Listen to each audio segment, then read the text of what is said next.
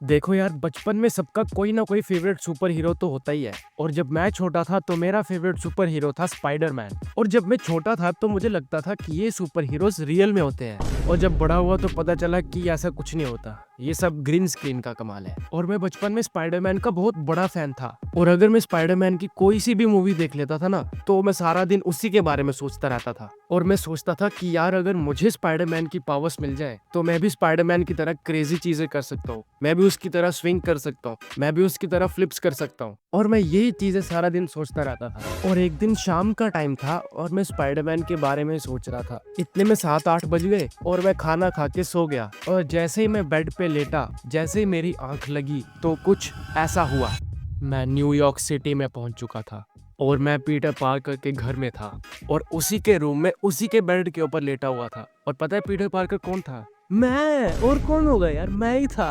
और जैसे मैं बेड से उठता हूँ तो मेरे साइड में स्पाइडरमैन का सूट भी पड़ा होता है। और जैसे मैं ये सब चीजें देखता हूँ तो मुझे समझ में आती है कि अरे, ये तो स्पाइडरमैन का घर है। जैसे ही मुझे ये चीजें समझ में आती है तो मुझे पता चल जाता है कि मैं ही स्पाइडरमैन हूँ। मुझे पता है कि तुम लोगों को हंसी आ रही होगी, लेकिन सीरियसली ये सपना मुझे आया था, और मैं वहाँ खुशी के मारे नाचने लगता हूँ। और अब जब मेरे पास स्पाइडरमैन की पावर्स हैं तो मैं कुछ तो क्रेजी करूंगा ना। मैं साइड में रखा हुआ स्पाइडरमैन सूट उठाता हूँ, उसे पहनता हूँ, और अपने रूम की खिड़की से छलांग मारता हूँ और निकल जाता हूँ स्विंग करते हुए। पूरी की पूरी न्यूयॉर्क सिटी में मैं स्विंग करते हुए घूमता रहता हूँ। और स्विंग करते करते मैं एक स्टोर में जाता हूँ, और उस स्टोर में जाके मैं डोरा केक खरीदता हूँ।